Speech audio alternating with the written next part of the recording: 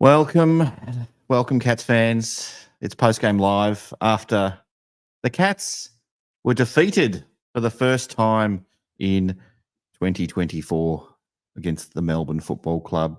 It was Melbourne 10 goals, 14, 74 to the Cats, 9 goals, 12, 66. All right, so we've all not long finished watching the game, depending on if you're watching this live or you're watching this on replay tomorrow morning or whatever. But I have to tell you, emotions are raw right now, very, very raw. And I'm probably getting my comeuppance after a very cocky week after beating Carlton. So I'll see how I go. I'm going to try to find some positives tonight. But my head is just swimming with negativity, and hopefully our first guest will have a balanced approach to it. Maybe not. I don't. Bring what you want to this show. If you haven't seen this show before, it's a bit like talkback radio except with webcam. So we get you on, you have your say. If you don't want to jump on the camera, that's okay. We'll get you in. I'll try and bring up some comments here or there throughout the show, and we'll talk a little bit about that. Love to know what your thoughts on the game were, who were the heroes and the villains and all that sort of stuff. Where to from here for the Catters? Anyway.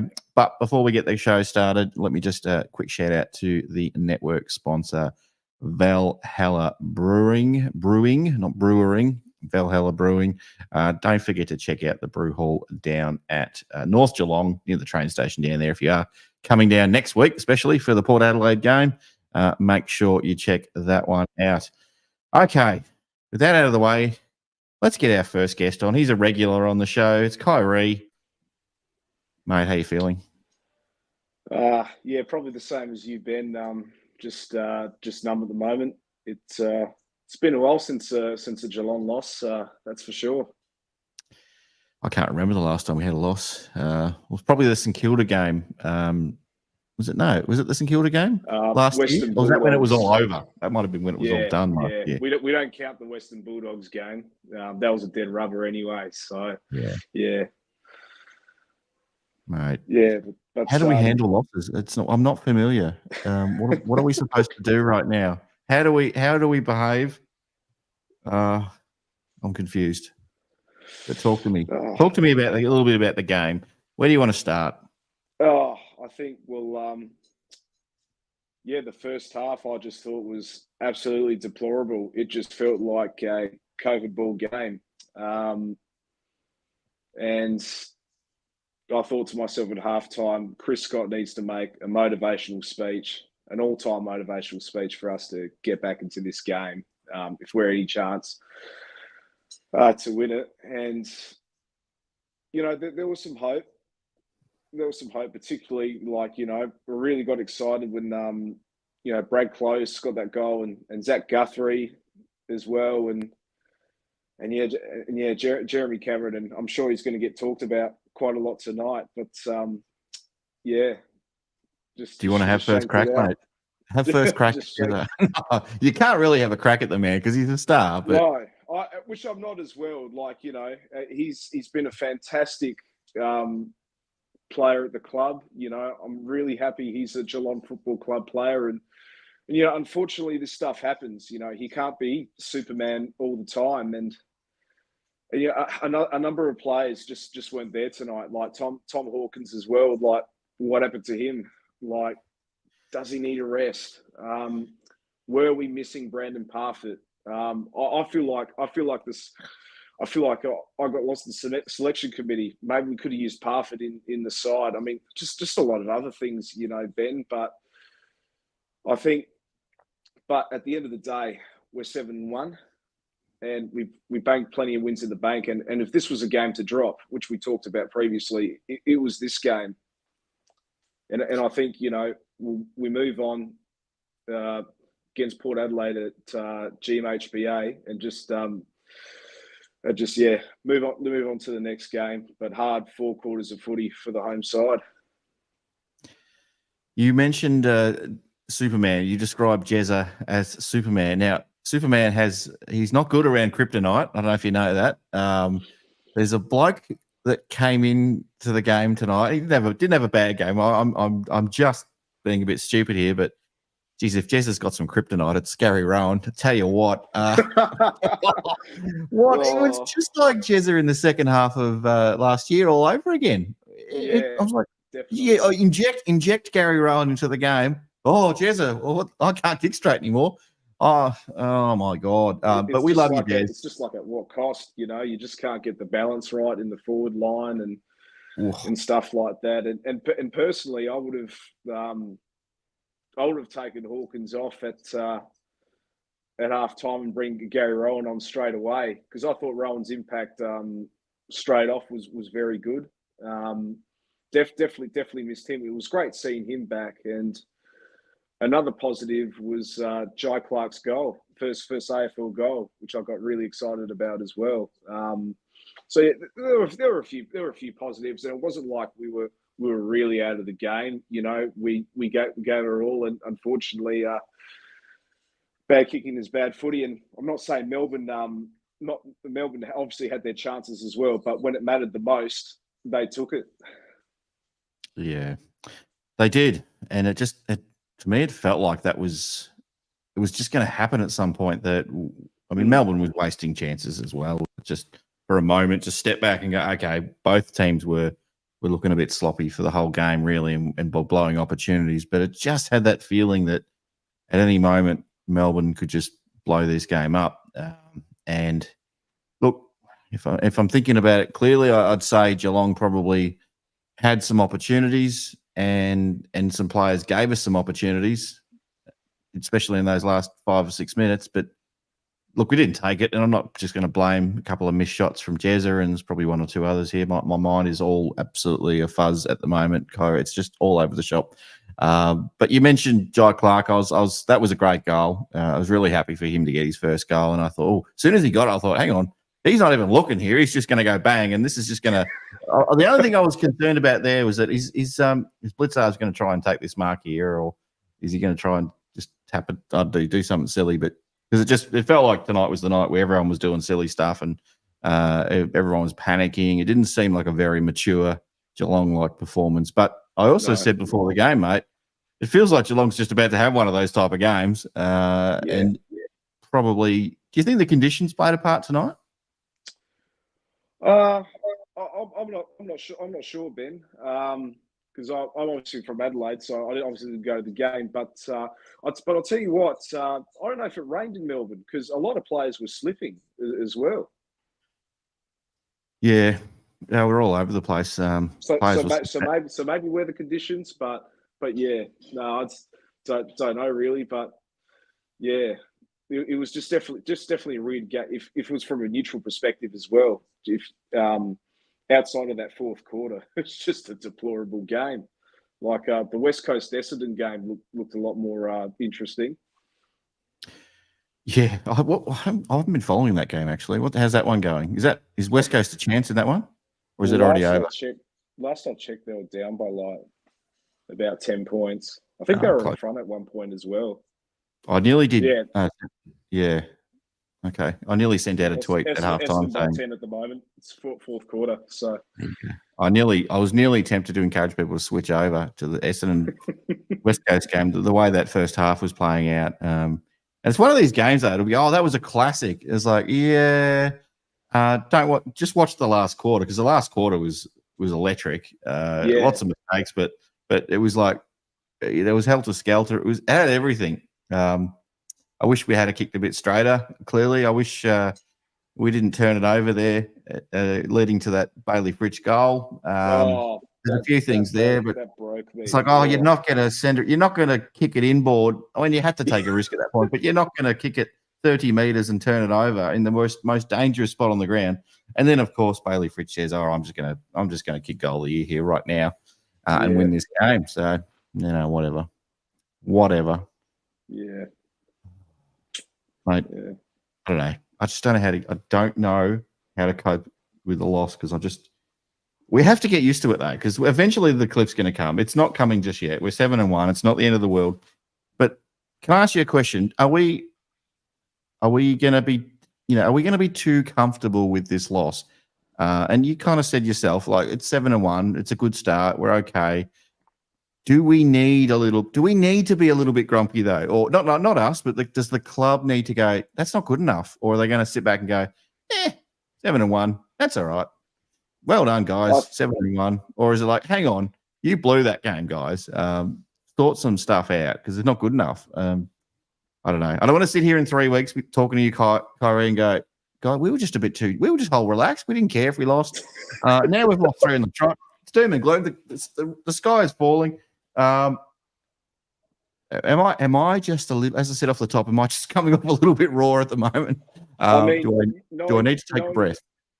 Knowing Geelong, I think they'll make the right calls going into preparing for the next game. I'll 100% back in Chris Scott, all the coaches, and all the players next week. It is rare that we lose back-to-back games, and the only reason why we lost multiple games last year was because of our injury crisis, because of our drop of form. We still have depth. I think it's a great opportunity to bring in Shannon Neal for a game, maybe give Hawkins a rest, get some of the other young guys in. I think let's just give the boys a benefit of the doubt. It's only the first loss of the season, but yeah, we're just got to take it week by week. But yeah, it's 7-1. Like, I wouldn't say go too comfortable, but 100% back in the club and do whatever they need to do, because knowing Geelong, they'll respond pretty well. We would like to think so. And look, we've got a bit of a gift next week, not in the team in Port Adelaide, but the fact that Ken Hinkley's decided to play Connor Rozee, and he's done more damage to his hamstring. So they'll come in. They'll come in with 23 players still, but they won't be without their captain and absolute superstar in Connor Rozee. So Tom Hawkins, I think if he does play this game, it will equal Joel Selwood. I think. Correct me if I'm wrong. If you're in the chat, if I've got that wrong, Paul, if you're in the background, he's nodding furiously in my little special webcam screen down the bottom. But because I knew he was close to the record, but yeah. So he's going to have a rest at some point, whether it's the Port game or whether it's the Gold Coast game. The record-breaking game will be the following week back at home again. So yeah, we'll see. Oh, mate, I don't know. I'm glad it's Saturday. I'm glad it's not Friday night, because it would have ruined my whole weekend, that game. Definitely. It's broken my heart. That first half of football has ruined me.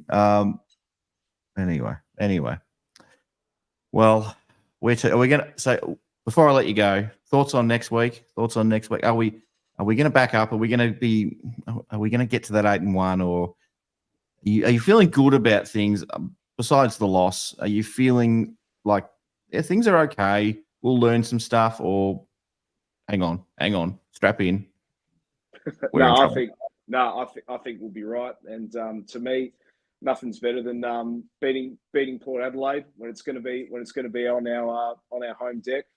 I've got family and friends who are all diehard Port supporters, and nothing better than beating Port Adelaide, mate. So we could do it. We can absolutely do it. Tell them all about it, mate. I reckon. Tell them all about it. Make sure you give plenty of references to 119 as well. I'm sure they'll know what we're talking about. All the time, mate. And funny story. I remember one game I went to, one Port game I went to when Geelong were playing, when they always do the never tear us apart. There was this one guy, because I was sitting with the Geelong fans and cheer squad. He had like a Guernsey, had 119 on the back. I've seen that one, yeah. I think it was on TV at one point as well.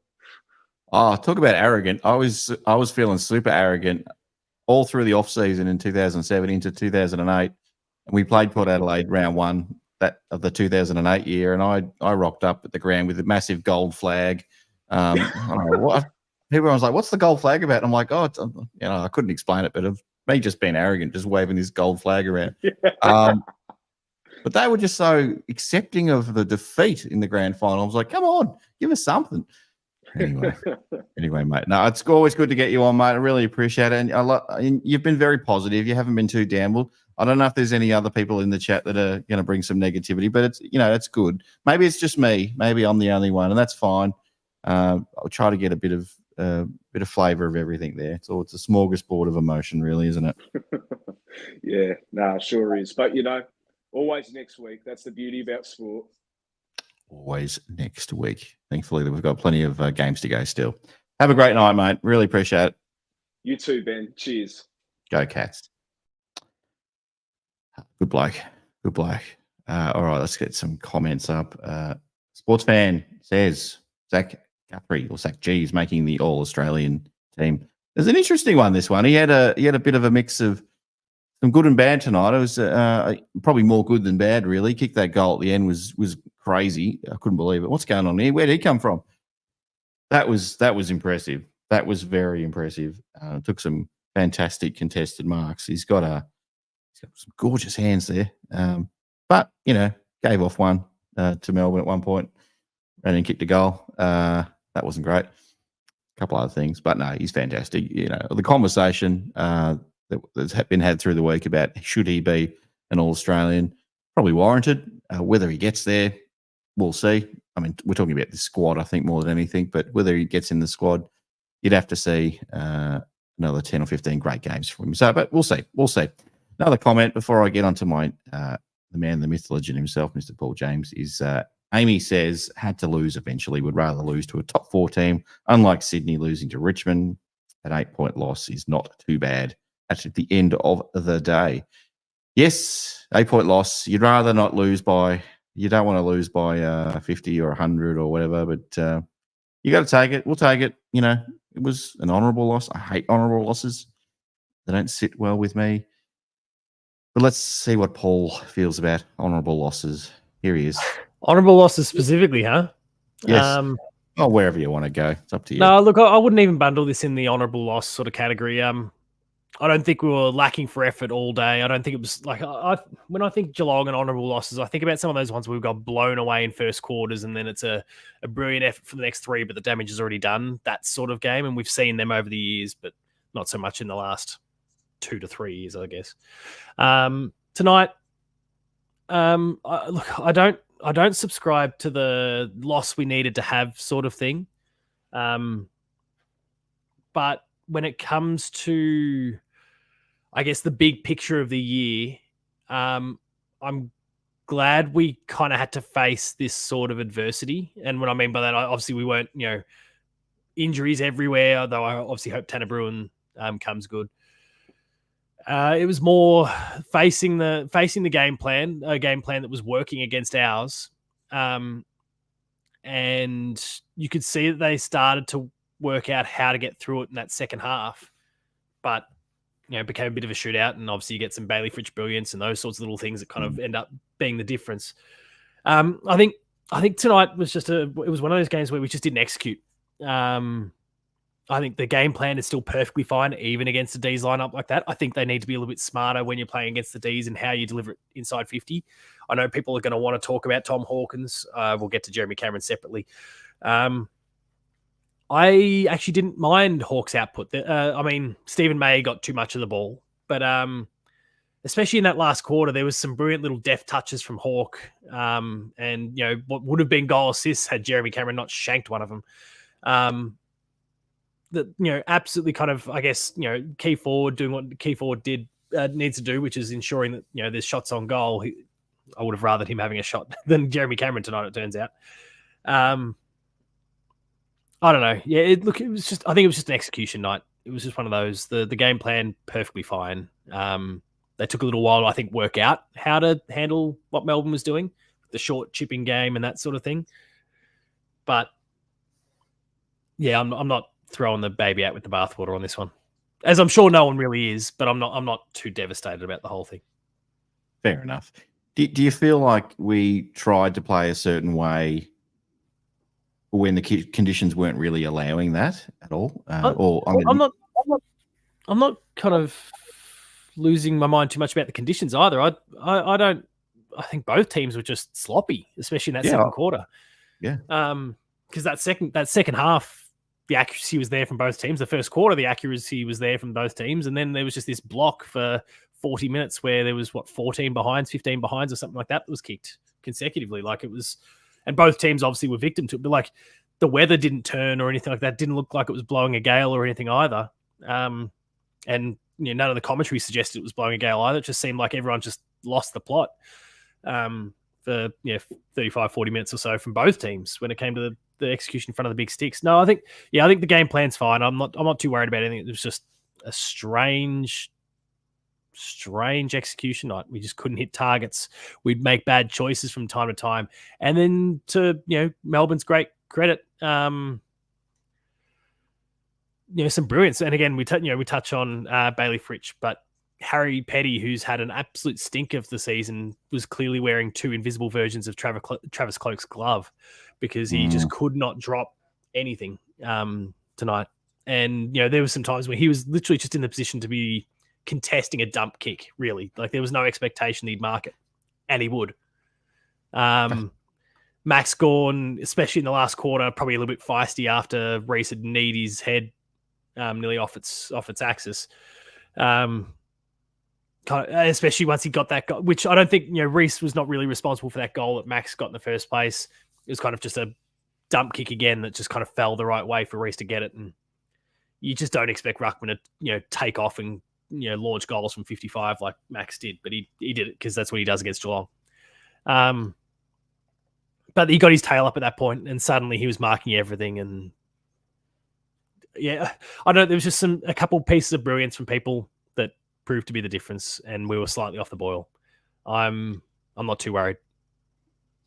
Yeah, disappointing for sure. But they'll learn from this, and we're going to have other teams that play that sort of game as well. We've heard lots about Sydney with their kind of short kicking mark, and then overlap sort of game that they play. Melbourne played it a bit slower than what Sydney does tonight, but it was otherwise the core of the game plan was very similar.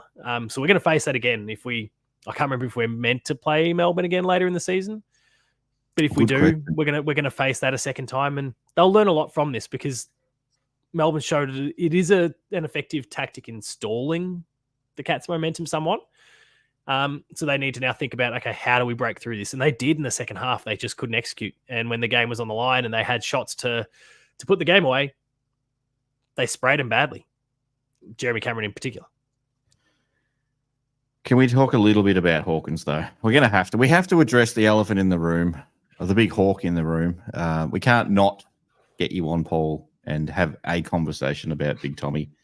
Well, I did before, and I'm kind of more on Tom's side for this one. But where to though from Tom? Where to with Tom? Where to from here? What do we do? Do we just continue on business as usual, or does something need to happen? I think we touched on it last week. The game plan's not really designed for him, but then his shots on goal tonight were I think he only had one, but it was delivered to him way out in the corner, which is the Tom Hawkins pocket. But for as brilliant as he is, you can't expect him to nail that shot every single time. So, fair enough too. Yeah, the game plan. Yeah, the game plan still doesn't really suit him, and I think he's still trying to work out how to leverage his strengths within that. And I don't know what the answer is, honestly, for him. I wish I could, be the brilliant coach to provide an answer there. I don't know what it is just yet. It might be a bit more old school, like Hawk. You're going to play deep in the goal square, and that's it. You got a box, don't move from it. Stay put. And to be fair, Geelong still likes to dump the ball in long. So if he's playing in that role and he's still got the strength, like he still ragdolled Stephen May on a few occasions and absolutely kind of, leverage those strengths he's got. Maybe that is the role, so that either the ball sails over his head or he's right there to at least break even. Maybe that's what it is. Yeah. It's a bit more old school for him. Yeah, maybe. I don't know. I think. But again, I just think the delivery inside 50 tonight in particular was just not great, and he had opportunities that the ball would skid in his toes, or they'd picked the wrong person, and that that affected Hawk, that affected Jezza on a few occasions, that affected there was plenty of victims of the ball kind of being directed towards the wrong person rather than the player in a better position. But yeah. Well, you're very positive, Paul. It's nice to see, and I will check out your match reaction after. It is already live for people to go check out. If you are watching this live, well, don't jump out now, but maybe just jump out if you want. Doesn't matter. No, mate. You don't do enough of this. Watch this video out. Watch this video. Just maybe open another tab. Keep it ready to go for when this is done, and I'll give you 14 minutes of my best. It's. Yeah, look, I'm okay. I'm okay. But if you do bring up, and for anyone watching who hasn't already done so, if you do bring up the team stats, disposals we're right in line, clearances we're right in line, which I was stoked about, absolutely beside myself to see that it was 27-26 in favour of Melbourne, but it's basically break even. Clearance count there was awesome between the two teams. The fact that, but then the point of difference, and I'm seeing umpires getting flagged in the thing, and Jack Henry got screwed, and oh really that wasn't a mark. No, apparently not. Uh-huh. And yeah, absolutely. Obviously, that was a point of concern, but there was a couple stats that really set off little alarm bells for me. The first was tackles inside 50. We had 2. We averaged 9. And that wasn't because of a lack of pressure. It was because of a lack of effective decision making going inside the 50. And we'd make poor choices, and they'd either get marked by a cat, and they may or may not hit the shot, or they go straight down Lever and May's throats. They had 21 marks between them and 49 disposals, those two, as key defenders. And it was because the ball was being directed poorly inside 50. It wasn't because of Jezza and Hawk. I know they had their problems, but it wasn't because they led poorly or they were poor in a contest. It was delivered poorly inside. And so then that kind of links into the marking count where, if I can find it, 117-96, and the contested marks 16-8. Like it was just, there was just poor decision making that then made that kind of worked then to the strengths of Melbourne, and they need to think about that specifically for this opposition. Did we win the free kick count? No. No, of course we didn't. No, of course we didn't. But we won't win one. We won't win one this year. But I always don't want to win one because stuff the umpires. But no. We don't need their help, despite what any other opposition supporter will say. No. It wasn't the umpires tonight, to be fair. It was just probably one of those games where it's like, whatever. The umpires weren't umpiring that well either. And there's a couple of bad ones, but we had they had a couple of bad ones too. I'm glad. I have to say this because I think maybe you don't.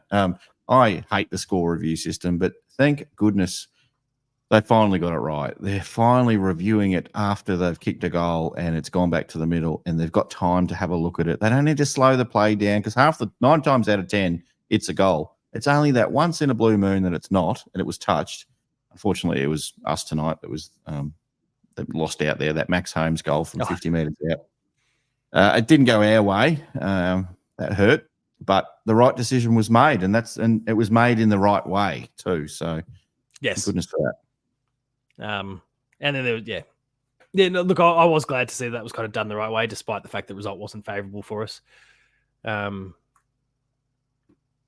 Couple of weeks ago, and we would have loved everything about the whole process because we would have gotten a goal out of that. But it is what it is. You want the right decision to get made, even if you're on the wrong side of the ledger as a result. You can't be hypocritical. I'm a bit like you. I'm a little bit lost for words over the final result, but apparently not. I've done 15 minutes of a pre-recorded thing, like a recorded thing already. So maybe I've just got them all out of the system. But yeah, you've done pretty well considering. Everything in mind is just, I'm not too worried about this, and it's a good learning opportunity. We, despite the fact that we had a game plan being implemented against us that worked, we still nearly pinched it, and it was only a moment of brilliance that really proved to be the difference, and some poor kicking from our best player. But he's allowed to have a bad game once. He's allowed to have a bad day, but I was concerned about the way he went. Like he stabbed at it. He didn't really run in properly. It was just, mate, come on, what's going on here? Like, yeah. As I said, it's kryptonite. It's Gary Rowe. You can't bring him in. And you know what else it was? No, sorry. Let me just say this, and this is another stupid thing, but you got to let me have my moment here. Where's the retro uniform? Where's the retro blue collar? We do that against Melbourne, don't we? Where was it? I'm sorry. Forget the result for a moment. Where's the bloody uniform? Someone decided, we don't need to do that. We don't need the uniform. We've done it against North Melbourne a couple of times in the last few years, so it might be clouding our thing a little bit. But I flagged when or if we play them again. Do we play them again? We do not unless it's finals. No. But again, like I look through this lineup, and they are going to get tested in a similar sort of way when they play against Sydney at the very least, and that's round 13. They play that same sort of game style but faster, so there's even more risks associated with that. I don't see any other teams in the list that necessarily try and line up the same sort of way that we've got to deal with in the second half of the year, but maybe more teams will look to play that way against us, though. They've seen what works. That's always the concern after a loss, but no team goes through the season undefeated. You're always going to show the opposition something. And even if supporters, exactly. Even if you do show your belly a bit of weakness, a chink in the armor, other teams got to be good enough to exploit it. So maybe we'll go away and realize, hang on, we can't be doing that again. We've got to fix that up. Well, most teams don't have Lever and May, right, or equivalent. Yeah. True. And look, to be fair, Lever and May, it's not, you can't just be, yes, we bombed it long, top of their head a lot of the time, but why were we doing that? Probably because they were pressuring up a lot on us, forcing us into those situations. So it's not as simple as just don't kick it to Lever and May. Sometimes you're kind of forced to just get that's it why on. that's why I go back to decision making. And that's and the execution was kind of the flaw rather than the. But Melbourne just seemed to have control of the game style for pretty much 3/4 of that game, really. And we did really well considering to be so close, but it just felt like it was a Melbourne style of game. They jumped it up a fair bit, but maybe that's what you got to do sometimes. Geelong was enjoying playing a bit of champagne footy for the last few weeks, and Melbourne just took it a different way. Not great for the TV audience or the neutrals. Not sure if it was quarter great. was awful. That was putrid. Just as a spectacle. I suspect a couple of people ready to come on the chat may have been at the ground, maybe sitting. I saw some of the artistry hanging down just as the game ended there. It was brilliant. Possibly. I won't get to say hi, but Brendan, Bianca, you guys were doing an amazing job. So I'll get them on shortly, mate. I'll let you go. You've been awesome. You've done your match recap video already. So as we said before, after you finish watching me soak it up a little bit more, maybe just check out Paul's video. Or if you want to go to bed, check it out first thing in the morning. That's fine as well. But enough of the week suggestions, please pop them in the chat. I haven't had too much chance to think about that yet. But enough of the week suggestions too. And if you are in the chat and if you've never been on post game live before, here's the link again. I'm just going to post it for you again. Just put that link in. We'll get you on. You can show your face. Come on, it's okay. It's a safe place. And we need to see some new faces on here as well. Before I do bounce out, because I'm seeing the comment in the chat here from 100 Games, 100 Days about a Discord. It's a conversation that's happening on the like behind the scenes with us. I am a big Discord user for all of my, the background says it all the gaming stuff. And that's kind of where it all began. It is something we're kind of exploring and what we can do with it, but nothing just yet. Paul, do you have any Star Wars stuff in the background there? It is May the 4th today. What are we looking at here? It's a little bit hard on the... Oh, shit. You're right. I can hold the fort while you get up. I think I just destroyed favorite stuff. It is May the 4th today. May the 4th be with everyone. I didn't really do a Star Wars theme on this at all, but who have we got? A bit of... this little bloke made of Lego, so I'll probably break it. Don't drop it. He's called BD1 from very nice Star Wars games. He's a little legend. And it was a 2 or 3 day building exercise between me and my son, which was good. That's the point I was going to make that I forgot to mention in the reaction video. And links in perfectly with this comment here. Just had a shocker. My son today had his first ever Auskick session and did a pretty damn good job. But mate, he would have done a better job kicking for goal than Jeremy Cameron tonight. Holy shit. I thought you were I know. you were positive the whole way through there, Paul, and then you finished it off with a bit of a I had the Jezza. punchline planned for the pre-recorded one and I forgot it. So like I've got to drop it now. The Jezza drive-by right at the end. Wow. We love Jezza and he'll go on to win a Brownlow this year, but he won't. But Okay. you know, that's because it's a midfielders award. But I couldn't pass that up. Sorry, Jeremy. We love you. Very good. We love him. We love him. When you're kicking goals. When you kick goals. All right, mate. It's a joke. Everybody. It's a joke. We love you. We love him. We love you too, Paul. We'll see you on the next one, hopefully. Enjoy, everyone. There, buddy. All right. Thank you, Paul. Yeah, he's a champ. Paul's a champ. All right, a couple of comments before I get into our next guest. Josip says, I like the cat. I like the fact that the Cats look better when the game opens up. In the 2016 to 2021 mode, when the games opened up, Cats got worse. Yeah, I think I have to agree with you there. It does look a lot better. And you shut the Cats down, you got a chance of beating them. And maybe that's what needs to happen. So possibly. Braden Dixon just didn't get our short kicking game going when we did actually get the ball forward 50 marks. It was a little bit too cute in the conditions, is the way I read the game tonight. Maybe I'm wrong, but I just thought we didn't adapt as quickly as what we needed to. And Melbourne was doing everything that they needed to. And they weren't perfect either, but they were playing probably the style of footy that they were happy to be playing. Well, they would have been happy with the type of game that was going on. I would have thought so anyway. Paddy OC, really big statement from the Cats. Was not our day. Melbourne played their hearts out. We are the best team in the comp, and it's not close. Geez, that's positive energy after a loss. Thank you very much for that. What the F do we have to do to win a free kick count? Now, thank God you didn't. We've got little Bianca in the room, but she's okay apparently with the old F bomb here or there. So. Paul was dropping them last week, but that's all right. Thank you, Renegade. Are we going to get you in on the chat, Renegade? Come on, make sure you join us for a chat, buddy. All right. One more before I move on. Oh, hang on. Really big statement. Big stick combat. Thought we played well. Suffered for inaccuracy in front of goal. Yes, and a couple of out of bounds on the full there, which didn't get added to the tally. But thank you very much. All right. Ethan is joining us. Here he is. Morning. Or evening. It's 6 a.m. here. It's still evening here. It's 11:08 in old Geelong town.